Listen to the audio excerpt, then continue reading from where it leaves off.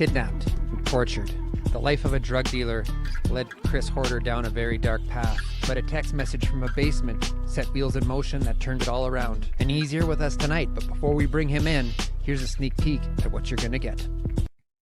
After 20 years of being a dealer and a user, things got really bad really fast. I was shot at, I was taken hostage, house invaded, I was tortured.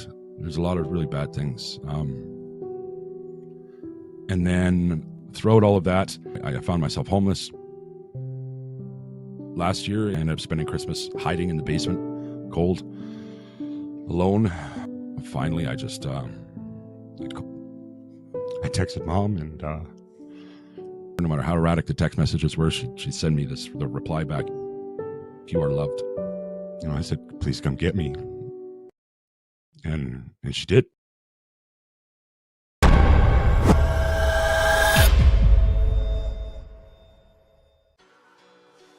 All right, what's going on, everybody? That was tonight's guest, Chris Horder.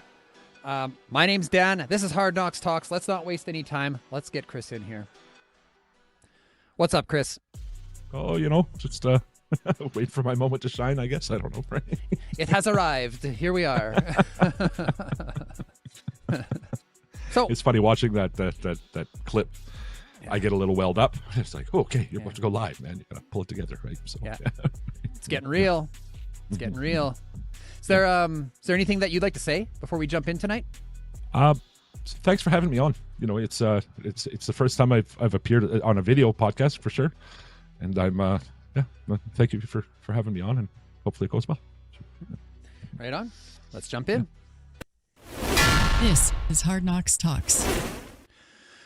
Okay, before we get going, I just want to let you know that tonight's live production is brought to you in part by Prairie Sky Recovery Centre, Saskatchewan's only private inpatient addictions treatment centre located in Leipzig, Saskatchewan. Stronger Together Canada, peer-led support groups by Mums Stop the Harm, supporting those who struggle with a loved one's drug use or have tragically lost a loved one to drug-related harms. The Elizabeth Fry Society of Saskatchewan reminding us that supportive living is cheaper than keeping people incarcerated, and the School of Public Health offering their graduate certificate program in substance use health and well-being. To learn more about tonight's sponsors, check out our new merch, or if you want to show us some love and buy us a coffee, check out the links in the description below.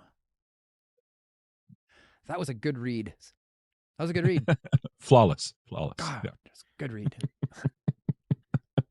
So, I have a fellow podcaster on, so I can be like, that was a good read. And you'll know what I mean. Absolutely. Yeah. So we learned a little bit about you in the intro. Yeah. And I'm interested to know, because you were a successful business owner. Yeah. Well, arguably anyway. Yeah. Yeah. Well, you had 4 vape shops. And your substance use challenges go back further than that, but we'll get there. But I'm interested to know what happened when you were having some success in a seemingly good life. I mean, you were in a relationship that was good. You had a home. You had this business that was growing. What happened? Oh, I often ask myself that. The business on surface was doing quite well. Behind the scenes, my gambling and some drug use as well, was happening in there. And, that kind of all caught up to us, and the relationship and the business in the same day ended quite abruptly. And I don't want to put my ex-wife under the bus about all that. That was just, it played out the way it played out. And I went from, Thursday we had a fight, and Monday I was single, not homeless, but not living with the family anymore, and without a business. It happened that quick, and things kind of went the way they went after that. It was a slow progression or a fast progression back into drugs. So you said there was some gambling and some using. Was there gambling and using in the relationship, or was that something that you took off to the side? That was something I took off to the side. I don't think at any point ever did she know that I was using any drugs or anything like that. Right?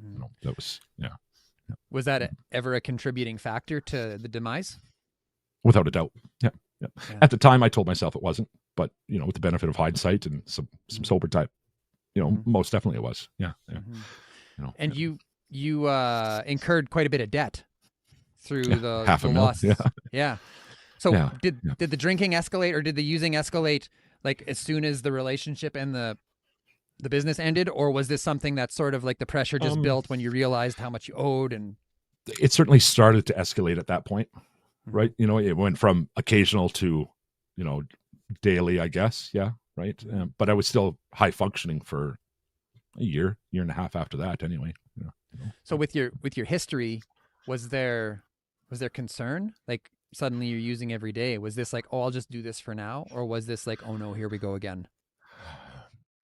I think we fool ourselves when we're in it, Mhm. right? And I think most people that have suffered in addiction in a bad way can look back and go, I didn't even see it coming until I was too late. And it was Mhm. a similar situation for myself, right? It was, but again, I say a year and a half. I was high functioning long past that too. I was high functioning for 3 or 4 years after that. Really, if I stop and think about it, a year and a half later, I got immersed into the lifestyle. But even at Mhm. that point, I was high functioning until I wasn't. Right. So what did that transition look like then? I mean, you said you were immersed in the lifestyle. Now, did you go to work somewhere after the business was lost? Yeah, I did. I went. I was management at a company in Regina, and did quite well for a year there. Mhm. And then when I lost my job, not related to drugs, incidentally, it just didn't play out. Yeah, well, it probably was related to drugs. Thinking about it now, right? Right? I mean, what wasn't I back never then? thought of it as, and definitely that wasn't the thing. But Mhm. I mean, every strife you face when you're using is probably related to drugs, right? Mhm. On some level, anyway. So, Mhm. yeah, I was management at whatever company. I don't want to mention that here. And then when I lost a job is when I went back to what I always knew, and that was dealing. Right. Mhm. And then at that point, I had built it up, and even then high functioning, I was doing quite well at that until I wasn't, Mhm. and then, So, and yeah. you have a history of dealing. Like, where Yeah. did it all get started? Like, did you Well, grow up in this environment or? no, I grew up normalist of the normal, really. My parents divorced when we were really young, but they both remarried, the most incredible people. So we ended up with like this great stepmom and a great stepdad, and pretty normal stuff. A twin brother for the two of us to canoe and sailboat and horseback ride and dirt bike in the same afternoon. We would, because we lived on a Wow. private lake. Like we were doing well. I left at 14. Even then, drugs weren't, a huge part of my life. I mean, they were. Mhm. It was pot and whatever, but they didn't control me by any standard or by any, yeah. Mhm. And then when I was 18 or 17, I tried crack for the first time. 18 when I tried coke for the first time, and even that, I was high functioning all the time. They weren't daily. They weren't a necessary thing. And then I really got into crack when I was 19 or so, So, and what that was the changed things. narrative? Like, what was the narrative around drugs growing up? Like, you said you had wonderful parents. Was there ever any conversations? Like, was there when you went and got high Um, the first time? Were you like hiding it from your parents? I was when I got high for the first time, I was 14. I left home like a month after that. So conversations, I honestly can't remember conversations about drugs with my parents. I can't. I because I left home when I was 14, And why? mainly because I knew everything, of course. Right. They It kick you out? wasn't that I was. No. I left on my own, and I wanted to leave, and at times, I went back once or twice, but it was very, very short lived. Mhm. And it wasn't because of abuse. It wasn't because of this toxic home. It was I just thought I knew better. I thought I knew everything, right? So it was weird. Yeah, yeah. Do you think you were born into this? No. Oh, that's a He great. does that. Yeah. I think it was the business of the drugs that really drew me in. Right, thinking back on it, I was born into being an entrepreneur. It's a family thing. It's Mhm. the vape shops certainly weren't the first business that I'd started and had a little bit Mhm. of success with, and I'd been doing that incrementally throughout my life. Mhm. Um, but if you combine an entrepreneur spirit and the drug world, I would look Oh, around, and I was the first person to do the math. You understand, right? well, I mean, I bought my first Mustang, like my first race car I bought with money I made from selling weed. So yeah, I hear you. Right? I was the first Yeah. person to buy a gram and sell it in joints so I could smoke mine for free. And Yeah. and Yeah. on it goes, on it goes up from there, right? So Mhm. um and then being surrounded in the money and the dope, combined with maybe being predisposed to addiction. I mean, some people make that argument, right? Yeah. I was, I got carried away. Yeah. Ended up screwing everything up. So you started smoking crack at 19. I'm always interested to know what was the thoughts around that, because like when I was young, I'm gonna say her name again. I say it every episode lately. The don't do drugs thing. Like, this is your brain on drugs, and the guy with the frying pan and stuff. Was Nancy in that one? I think that was a Canadian one. This is your brain on drugs. Like, I don't think Nancy was in that one.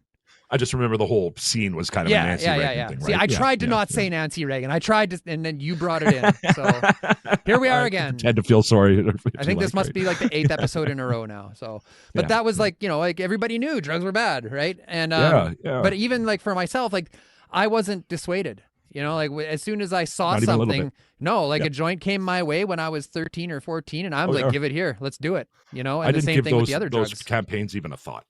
Right? Yeah. There was nothing there. It wasn't even, I wonder. It was, I don't even remember considering something like that. It was like that's for someone else. That's not directed at me. Yeah. Right. If that much thought even, really. Right. So, and I tried it when I was 17, did it a couple times after that, but it was never a big draw. Mm-hmm. And then at 19, for some reason, it grabbed me. It grabbed me pretty hard. For about a year of really hard use.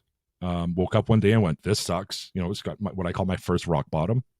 What happened to all my friends? Like, why am I, our power's cut off, but we bought an 8-ball last night, and like, this is just stupid, Yeah. And I quit, and I didn't touch crack again for almost 20 years, 19 years and 9 months before I touched crack again. Wow. Right. So at such a young age, and you grew up in this, sounds like very healthy and very productive, very abundant lifestyle. Mm-hmm. What was the pull? Like, what were you running away from something or running towards something? Mom was a strict mom, right? Lots of rules, and looking back, she taught us a lot of valuable lessons, by being that way. But I mean, I say, we never got spanked unless we lied or stole. I mean, aside from that, I don't ever remember catching so much as a swat on the ass, right? So it's not like I was running away from a toxic home. Like I said, I was just, I don't know, wanted more, I guess. Wanted more, and I didn't like following rules, and there was lots of rules to be followed. So I just figured I could do it on my own, right? From a young age, right? Yeah. So you hit a rock bottom quite young. How old were you when you hit your first rock bottom? I was 20. Yeah, 20. Really? I hadn't even smoked meth by that time. Yeah, right. So, so then, like, I didn't quit doing drugs. I quit smoking crack. So there was no thoughts of like peer support. There was no thoughts of going to meetings or doing nothing of the sort. Mm-hmm. No. Yeah. I just quit smoking crack. Went to sniffing again, and just sniffing, which is such a ridiculous statement to make to somebody that's never been involved in the drug world. Yeah. Right. I was just sniffing coke, but everything's relative. And so if you've been involved and immersed in that, it doesn't seem so bad. Right. And I think for some people it is. For me, I was high functioning for a really long time after that. Right. And I could, and then I couldn't. Right. So. Yeah. So was there so you were working, like you had employment, or I was either self-employed or had employment for that entire time. I was always the guy that had my bank account, my vehicle, my driver's license, a job, some sort of income, whether I was self-employed or not. I did that for all those years, for 20 years. I always had it together enough to do that. Right. Was that your qualifier? How do you mean? Like, was that like, I'm okay because I still have a job, because I still have a bank account? I don't need to quit. I don't even know if I gave it that much thought, Dan. I don't know if I gave it that much thought, to be honest with you. Yeah.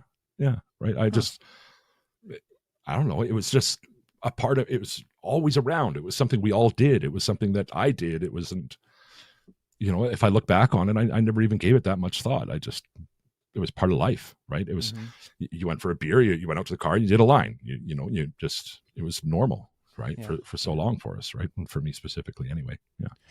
What about relationships? Do you always have a girlfriend?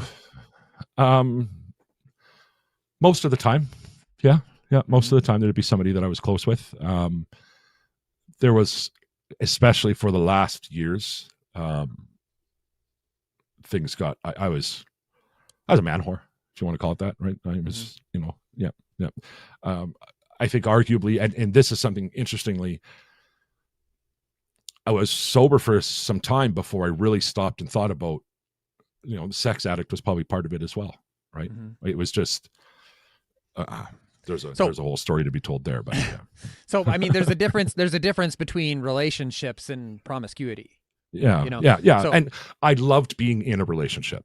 Yeah. Right. I always loved that. I loved having somebody to dote on. I loved having somebody that respected me. I loved, the family thing. I loved, I've had my heart broken 3 times now by being a stepdad. Right. And it's, and best and worst thing I've ever done, I often say, right. As far as that goes, being a step parent. Yeah. So did you get into relationships that involved using, or was this something that you were like consistently having to hide? No, it was almost always, aside from my marriage, which was short-lived at 7 months. The drug use was an open thing anyway, right? Yeah. I never really had to hide that. They were either okay with it or doing it themselves, right? So, yeah. So, and in the intro again, we heard that your mom was always very supportive, even if from a distance. When you it was from a distance. Yeah. So was that a constant theme? Like, what was your relationship like with your mother? Because like you left at 14, there must have been a blowout there of some variety. Like, how did that? And there was. Mom and I have been funny, and of course there wasn't your typical blowout, right? When I left, I left it, as in a blaze of glory kind of thing. Like so many jobs after that too, thinking about it, but.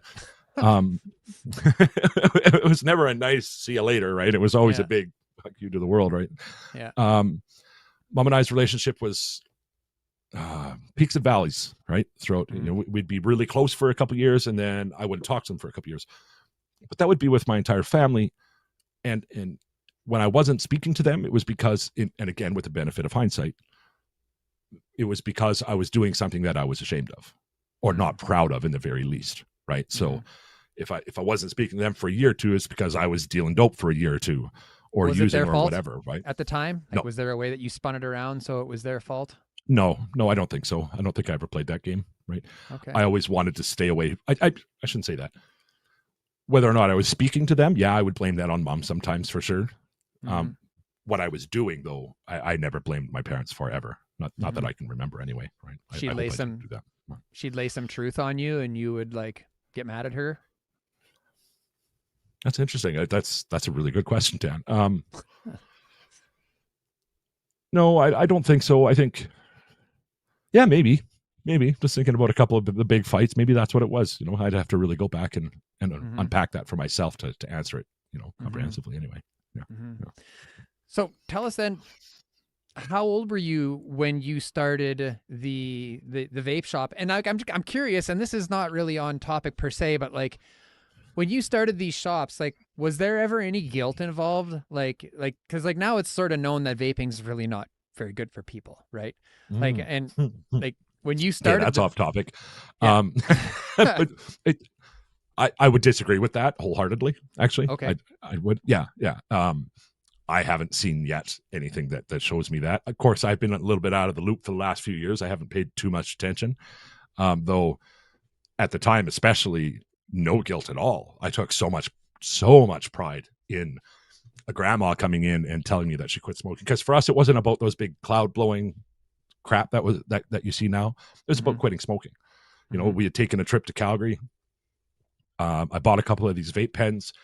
And I went from 2 packs a day to not smoking for 2 years after that, right? And when we started the vape shops, it was about helping people quit smoking. We were never into that big whole cloud blowing scene and all of that crap, right?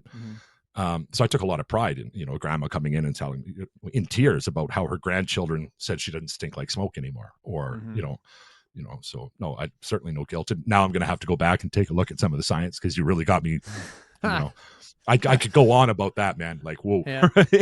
Well, if I'm wrong, then I'm wrong. I thought they were bad. Maybe they're not. I don't know. Are they bad?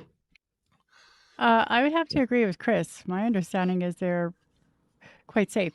But with that said, what I do know I could say with certainty is they are safer than cigarettes. Yes. by a massive By margin. far. Right. By far. Yeah. So the Royal College of Physicians there, right, had put them out at like they were 99% safer than cigarettes at one point. Well, right? I guess Dan So- should just shut the hell up about vaping then. Sorry, everybody. You know what? I Please got to go do the vape, I popcorn lung guess. thing. I got to do. You've heard of popcorn lung, right? I have. Yeah, So the story, as I understand it, and I'll tell it really quick because I know this is off topic, but you started it, so I did. here we are. Yes. Okay. But it's one of my favorite examples of. So people talk about popcorn lung. In the Mhm. history of ever, there was like 5 people, and again, none of this is, check it for accuracy. It might be 15, whatever. Mhm. Very, very few people ever that have had popcorn lung, and they all worked at a microwave popcorn factory. Hmm. There's a chemical called diacetyl that they attributed to this popcorn lung. Even then, they never proved it, but let's say that that's what it was. Let's give them the benefit of the doubt. Of all the people in the world and of all the things, like, there's only ever been these like 5 cases of popcorn lung, Mhm. right? And diacetyl is in very, very few flavors of vape juice. Very, very few. It's like a butter flavor. Mhm. And guess what's a cigarette? A puff of a cigarette has 100 times more diacetyl than Mm. a vape, than a puff off a vape, right? Mhm. Of all the things cigarettes have done to the world, of all the terrible, terrible things, all the cancers, all of it, the emphysema. Mhm. One thing that they've never done is given anybody popcorn lung, Hmm. right? So, right, but they found this diacetyl and said vapes cause this popcorn lung and blah blah, and they turned it into a big media campaign. Remember, we were fighting big pharma and big tobacco. And you're gambling, and you're You know. using, and you're in this relationship, and you're hiding it from this whole time while all of this is happening. Absolutely, yeah. Wow, that sounds like a really stressful thing to go through. It was a really stressful thing, actually. Yeah. It was horrible, right? Yeah. Yeah. And the 4 stores being in 4 different cities, spread out across Saskatchewan. Often, I would spend half my time on the road, Mhm. so it made it that much easier to hide that stuff, right? Okay. And, so yeah, and being in charge of everything, I could, I don't know. My wife was probably willfully ignorant to some of it, but Yeah. I thought I was hiding it really well anyway. Yeah. So being on the road, like, did that sort of justify the use in and of itself to keep you going and keep things? Oh, like, hell 'cause yeah. that would have been like a Right? massive Yeah. undertaking. Chris is like, I never went around 4 shops without the drugs. Right? Yeah, right. And it was, and keeping in mind, we went from selling them out of a tackle box out of my truck to 4 stores in a year in 4 Wow. cities, right? And no money to back it. No, like, it was just this big, crazy, it was a hell of a run. It was a lot of fun, but at the end of the day, it wasn't sustainable. When the price of oil fell out, our flagship store was in Estevan. That it was kind of holding up the other 3, and then that was it, right? So, Yeah. So let's skip ahead a little bit. Actually, you know what? Before we do that, let's take a quick break here and hear a word from tonight's sponsors. We've watched our children walk away. We've felt hopeless, powerless. We are moms, stop the harm. We are not hopeless. We are not powerless. Stronger Together Canada is a national network of peer-led support groups to help navigate these challenges. If you're coping with a child's substance use, reach out to www.holdinghopecanada.org. If you've lost a child to drug poisoning or overdose, www.healingheartscanada.org. We're here to help, and we are stronger together.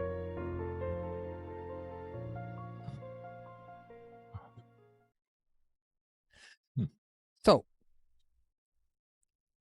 you go through starting these vape shops. You're married.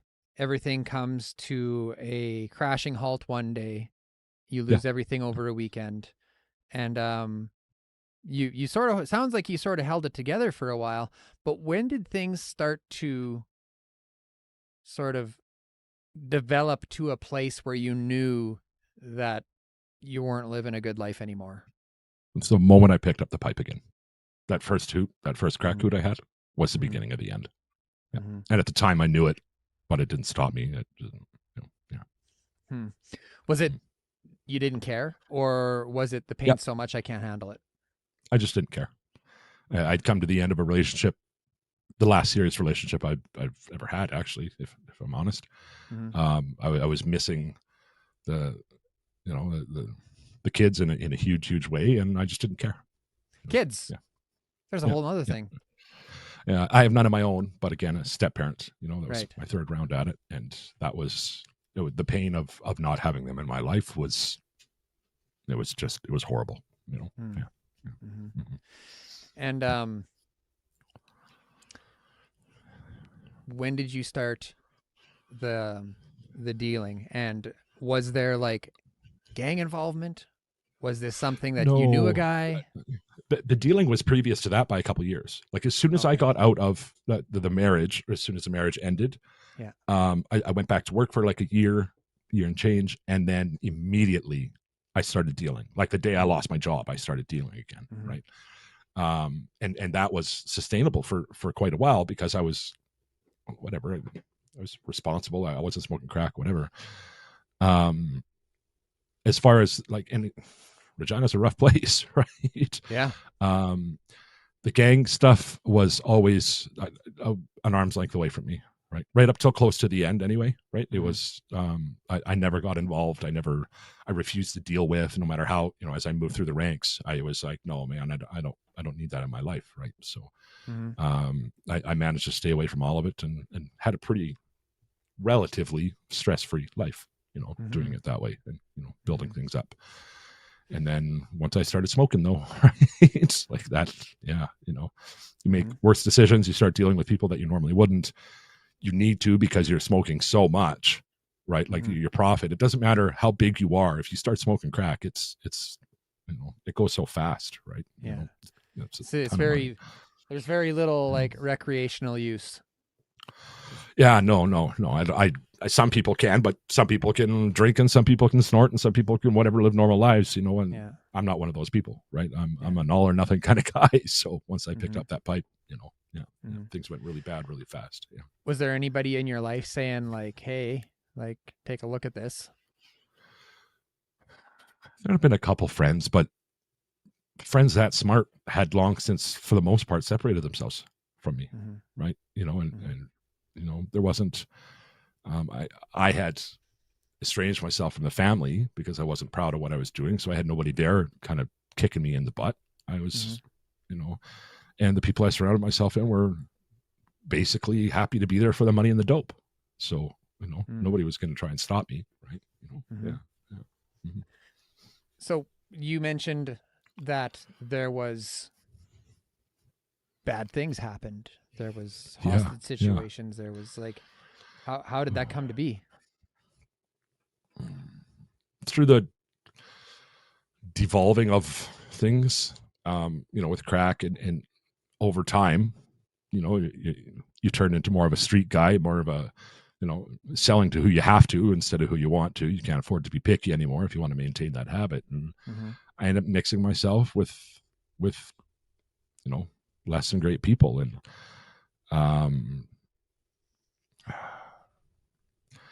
the being shot at was a crew that had come into town, and one of the guys that was working with me had sold my customer list to a crew out of Saskatchewan, actually. That turned into a competition thing. I didn't like it. That led to me being shot at, right? And that was like the first real violent thing that had ever happened. Right? So this wasn't about something that you'd done. This was more about like turf. That particular instance was, yeah. And then after that, it was always about either robbing me or trying to get money that, or trying to get access to the people I was buying from to rob them. That was like the hostage thing. That's what that was all about, was trying to get me to set up my dealers, right? Wow. So yeah. So in the midst of all of that, what did it? Like, what brought you into recovery?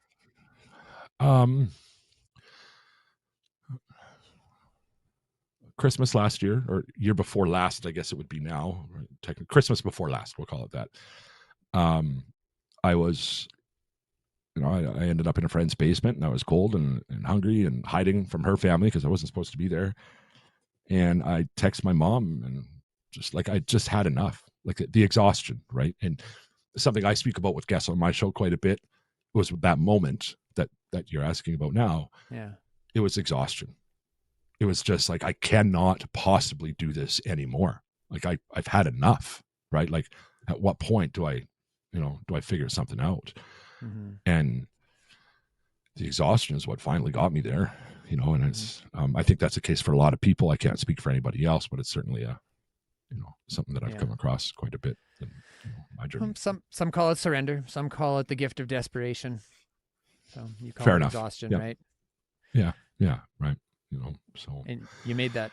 Yeah. You made I that made the text call message. to mom, or the text to mom. Yeah. And it was, I got to tell you, sorry. Okay. Of all the shit, and you talked about this in that preview, the "You Are Loved" thing, right?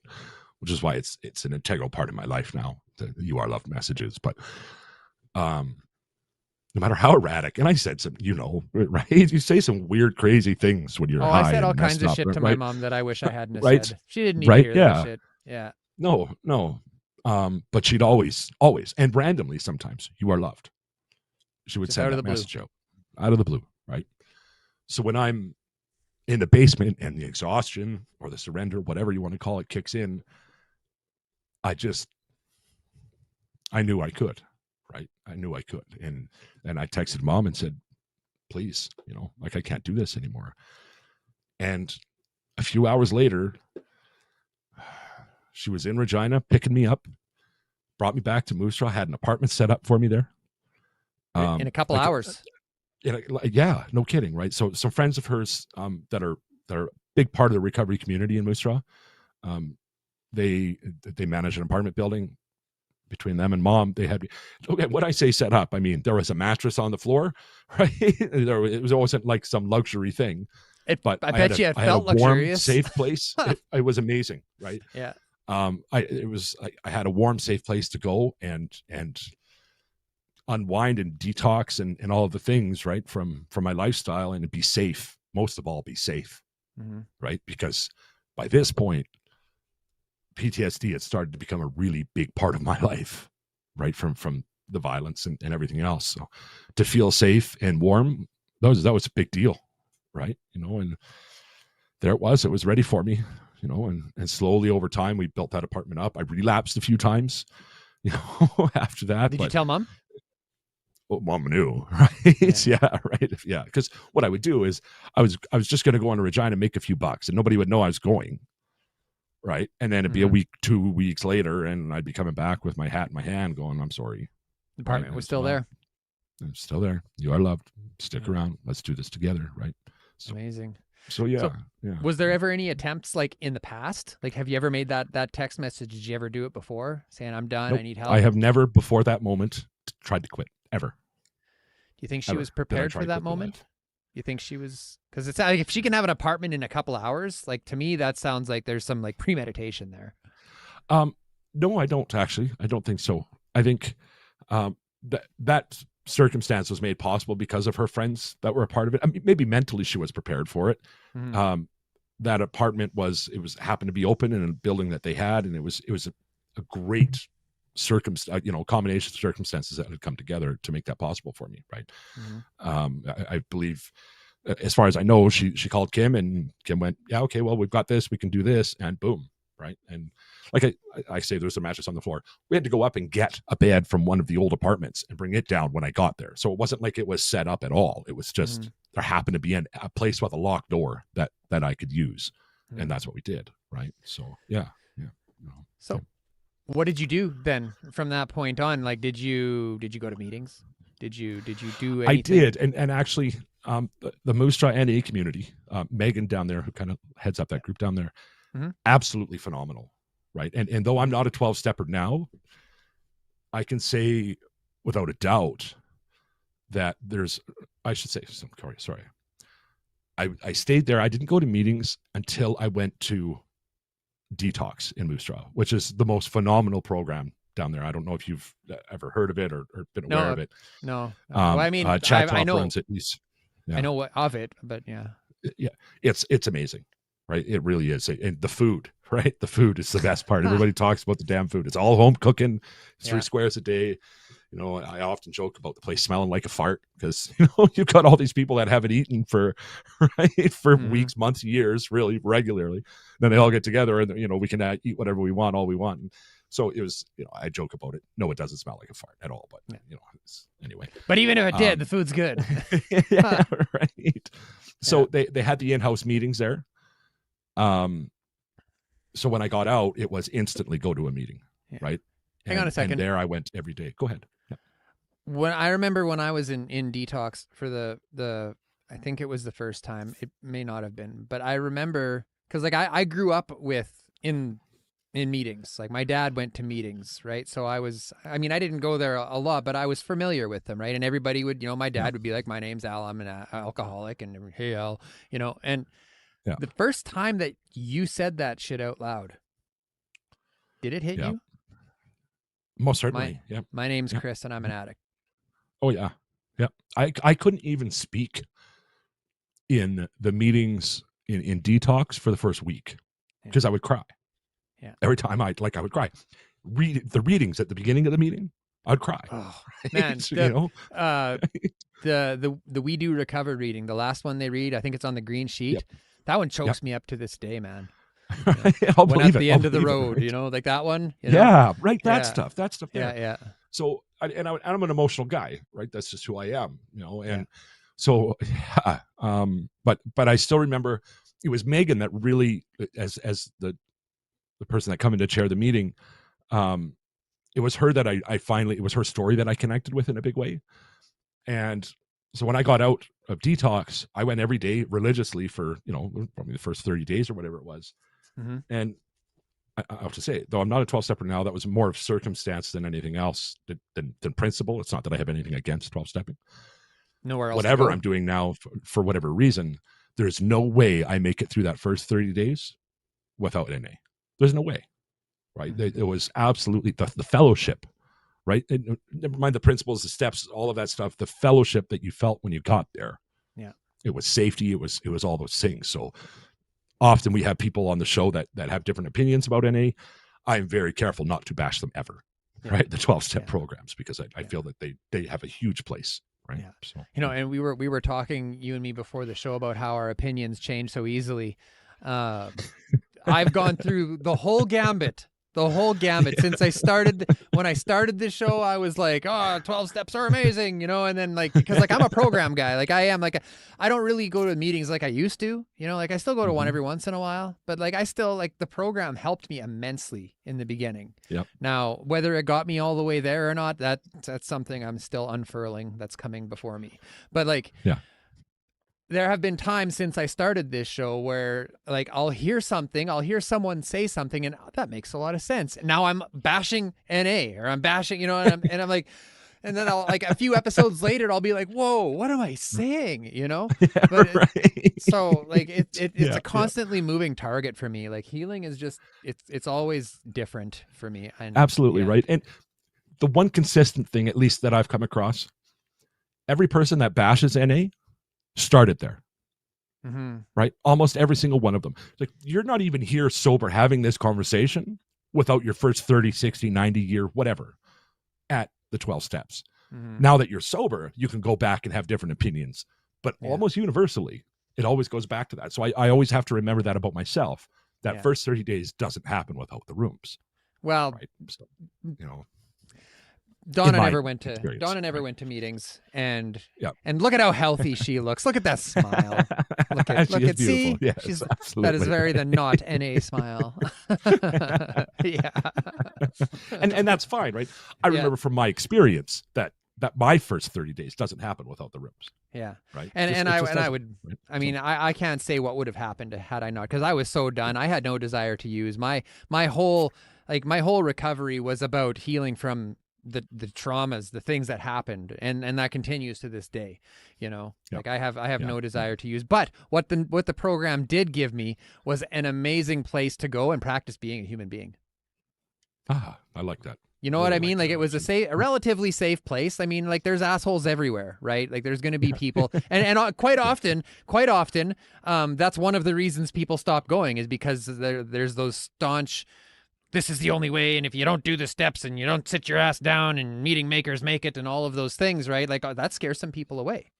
right? Yeah, it does. Yeah, it does. Yeah. So, but for me, yeah, like I went to 2 meetings every day for over a year and continued attending religiously for religiously. There's a whole big debate about that too, whether it's religious Yeah, or not. right, But right. Yeah. so, but yeah, for like 3 years until COVID came, Yeah.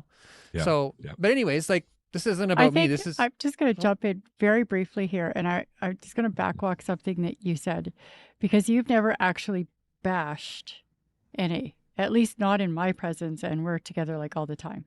So, I mean, you may have called into question a couple things here and there, or but you've never actually bashed it. Hmm. So, and that's why Donna's here.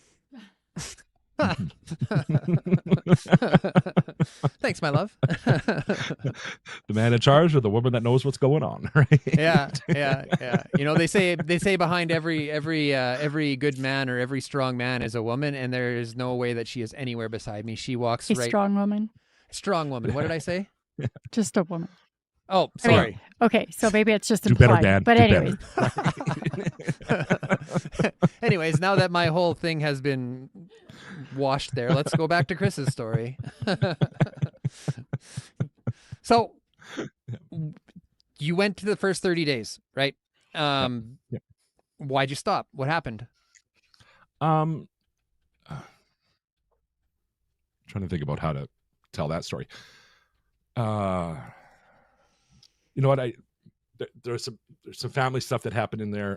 The lines got blurred between my family and NA, and my sponsor was just the most amazing person, and I think I ended up going back to relapse at the end of the day, and from that relapse I just never got back into the 12 steps again, right? So You think it was shame? Yeah.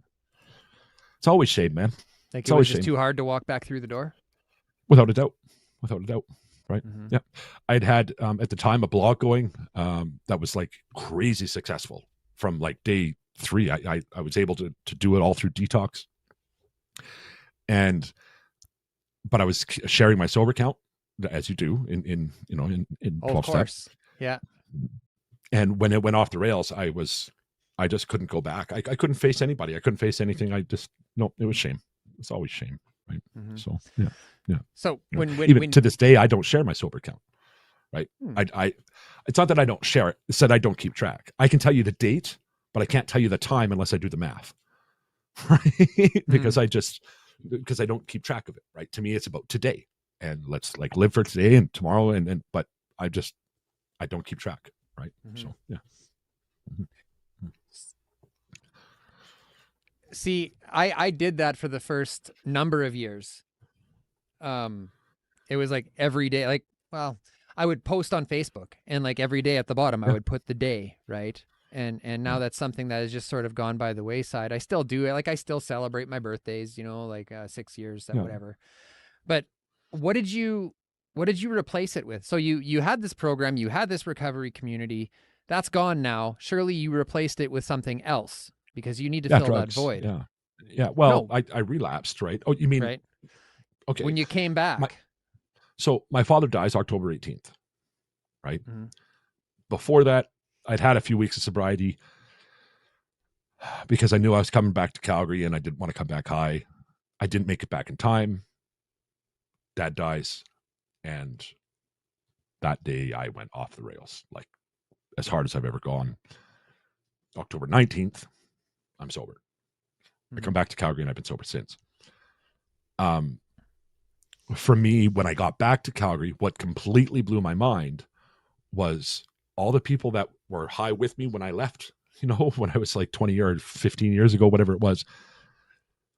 They'd all got their lives together. They all got their shit together, and they welcome me back with open arms. And it's like, hey man, come do better. Right. And so what I call the Ashes Awesome team now is almost exclusively made up of people that I knew 20 years ago. Huh. And they've become this huge support network for me and just absolutely invaluable. Right. And so for me, that is my fellowship, if you want to call it that. That's my, they're my people, Yeah. So do they identify as people in recovery or did they just some do. Some just got better at their lives. Somebody, remember I was always the extreme, right? So if somebody else would buy a gram, I'd buy an 8-ball. Somebody, So, right, some people didn't need to go completely clean, but everybody that I talk to now would never even dream of doing something like that in my presence, or even talk about it. Or if they are doing it, I don't know that they are, because everybody just wants me to do well, right? So I'm lucky that way. We have got a super chat. Thank you so much. Hangover free, clean and sober nation. Yes. Awesome. And what? Sorry, I was scratching. I didn't realize the camera was on me. I was typing thank you to Hangover Free. Yeah. Yeah.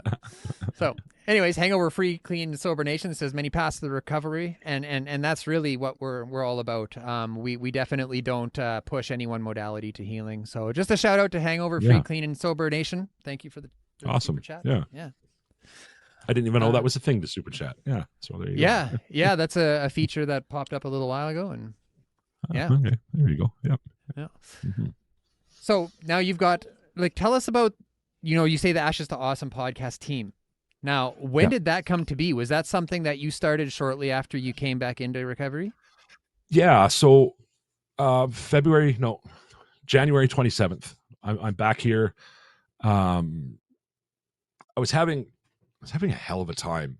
My mom, the PTSD, sorry, I'm bouncing a bit here. The PTSD had gotten so bad by this point, like in sobriety, because I didn't have all the masking stuff, right? Like I didn't have any dope, getting on a bus, wasn't going to happen, right? Like I tried a few times, and it was horrible. It was terrifying, and it was like, nope, you can't do this. And I was talking to my mom, and she's like, well, what do you want to do? And I said, well, if I could do anything, I'd write, because I took such pleasure in that blog from a year ago. And I said, but that's kind of ruined now for me. And I don't really want to get into why it was ruined for me. But I said, well, and then she said, well, what about a podcast? And at this point, I had never listened to like podcasts ever, right? Maybe one here and there. Yeah. I went, oh, that's interesting. And just less than a week later, I borrowed a Windows 7 laptop. Right? It was like from 2011, no microphone, no headset. Yeah. And I started making back then what we called the Dopey Canuck, or that I called the Dopey Canuck, which is just stupid, funny stories, right? Yeah, and Dopey didn't like that. No, he didn't. But it turns out that him and I have a relationship now as a result of that. And he called me or messaged me and said, "Hey, this is no good." I went, "Okay, well, but whatever. I don't see a problem with it." And then he explained why it was such a problem for him, and the fact that his friend had died making the show with him, had relapsed, and it was a really personal thing. And I took that as an opportunity to rebrand, and I went, yeah, right. So, and of course he's been on the show now too. We rebranded. That was in March, I guess. We rebranded to Ashes to Awesome, and then things just kind of went crazy after that. We just, really, I stopped telling stupid, funny stories. We turned into an issue-based podcast, right? And started things like Memorial Mondays, and I could go on and on, but it's turned into something else now, right? So now it's wonderful, right? So would you say that you do what you do? I mean, obviously to serve community, right? But does this give you that meaning, that fulfillment that you have been missing in your life? Without a doubt. Yeah. Yeah. I knew you were going to say that. Of course you did, right? The people that we have, Ryan, who's been on your show, Ryan Bathgate, he does a weekly thing with me. He is such a bigger part of my life. So Ryan and I, is a great example of people that I've known forever. We were friends in grade school, and lost touch for almost 30 years. And through the show reconnected. And now I talk to Ryan every single day. Every single day we talk, and maybe twice a day sometimes. And he's a gifted therapist. For me, that's worked out rather well, right? I've been able to address a lot of the things in my life, right? I got Dr. Lisa on the weekends, who's a psychiatrist. These are some amazing people that are part of my life, right? That's what I also find about that's really cool. Like doing what we do, we get FaceTime with like some people. you know? people that bill, right? Yeah, You know, yeah. right? We get billable hours for free sometimes. Absolutely, You know? right? And I'm Absolutely. always reminded of my friend Dr. Kim Hellemans. She came on and we got she's a neuroscientist specializing in substance use, and man, we grilled her for Yep. I would say probably an hour before the show and an hour after the show. It was Okay. we got to get all these hours in. Right? Might as well, take Yeah. what you can. Yeah. And for me, that is my recovery now. When people, well, what are you doing? Well, this is what I'm doing, right? Mm-hmm. And we do at least 3 episodes a week. So I do this a lot, right? I do it for 16 hours a day, and I have since the day we started in the first place, right? Yeah, So, it's a real grind, man. But it's definitely it's one of those things. If you don't absolutely love it, you're not going to see it through. You're not going to see it to the top. I've had moments now where it's like, oh man, can I continue to do this, right? Yeah, but Well, I mean, even ask Donna. Some of the shit that she's seen me just going twitching crazy, just I don't want to feel like this. Only anymore. Imagine. Yeah. You throw in all the shit I deal with added to live. Yeah. and Donna, you are a saint, right? This? I can tell you right now. Yeah. Right. Well, thank you. Yeah. So, what have you learned? If you could showcase one lesson in all of your time, both in addiction and now in recovery, what have you learned? It's funny you say that. I was talking to Chad Top from the Moose Straw Detox about the feeling wheel. Do you remember a feeling wheel in any of your? I hated that thing. I thought I was going to be the boss at the feeling wheel until they're like, okay, here, do it. And then I'm like, well, I don't know how I feel. Oh, shit, right? So I was saying to him, because I'd helped make the one that they use now when I was there last time, because before that it was just a sheet of paper they handed out. And I was like, oh, let's put this. So I found a big piece of, whatever, MTF, and we did it that way. I said, can you please send me a picture of that? Because I want to do a whole episode with Ryan about it. So it's an emotional lexicon is how he refers to it. I call it the feeling wheel. Mm-hmm. But had I Ryan realized with his $20 words.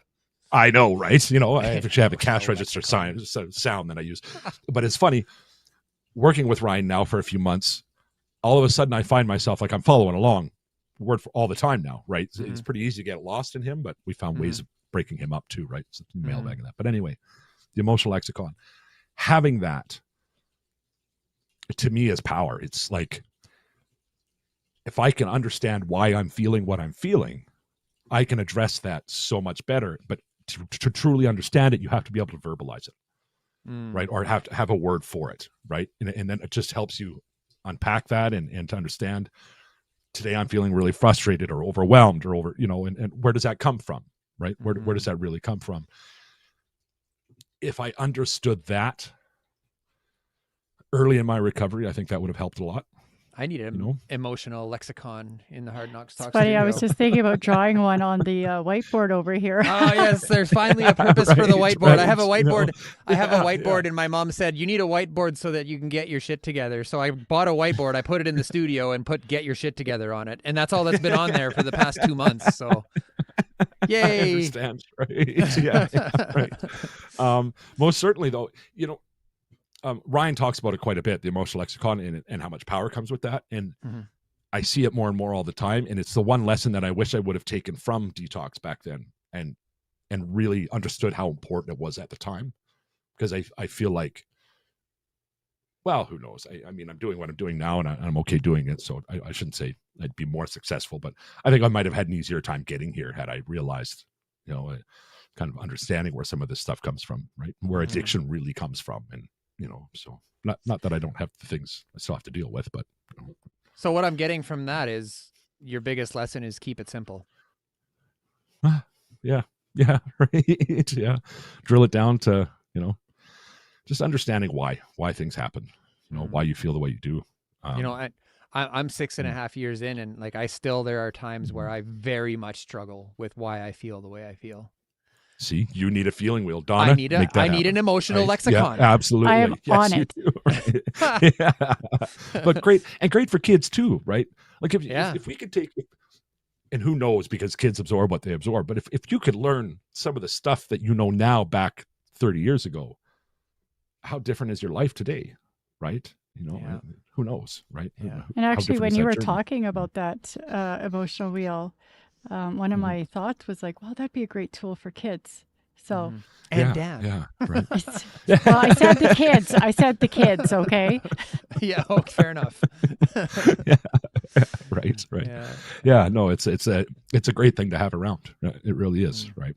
Mhm. Because if it comes down to I'm angry because I'm angry because I'm lonely, you know, well then now we can address the lonely, right? But it doesn't have to start with anger. It doesn't have to, you know, or do you know what I'm saying? Does It that never make any sense? starts with anger. No, Anger, no, right? Anger's So a secondary thing. bring it back too, right? Am I feeling abandoned? Am I feeling, you know, whatever it is, right, at the time, you know? Hmm. So yeah. Abandonment would go on the wheel. I feel like it would Mm. without actually looking at it. Hmm. Yeah, it'd be on the outside of the wheel, not the inside. But Mm. yeah, Now I or want in a the picture middle- of the wheel the so I middle can know row what the heck you're somewhere. talking about. Okay, man. Right. I think we're covered. Where's Ryan when I need him, right? Yeah, yeah. No, we don't have time for that. Nobody's got time for that. Yeah. So we're coming to the end. Where can people find you? A2A podcast, that's A2A podcast.com. And Mhm. we've got everything there. Mhm. All the things, right? Yep. All our Mhm. videos, all the episodes are there, right? We're on Spotify, of course, but the links to that are, of course, you know, on the website as well. So, but Mhm. Ashes to Awesome podcast, we're searchable, very searchable these days. So, yeah. Also on Facebook. Also on Facebook and Also all the on other YouTube? socials. Yep.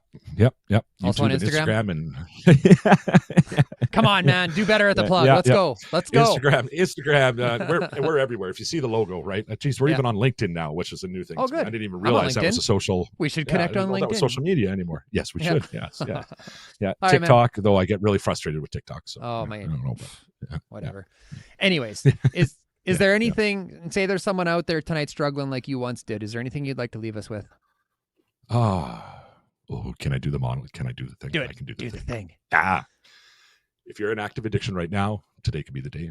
Today could be the day that you start that lifelong journey. Reach out to a friend, reach out to a family member, call into detox, go to a meeting, do whatever the hell it is you need to do to get that journey started, because it is so much better than the alternative. And if you have a loved one who's suffering in addiction right now, you're just taking the time to listen to Dan's show here. You just take one more minute out of your day and text that person. Let them know they are loved. Use the words, "You are loved." That little glimmer of hope just might be the thing that brings it back. Amazing. There you go. Thanks so much for joining us tonight. Excellent.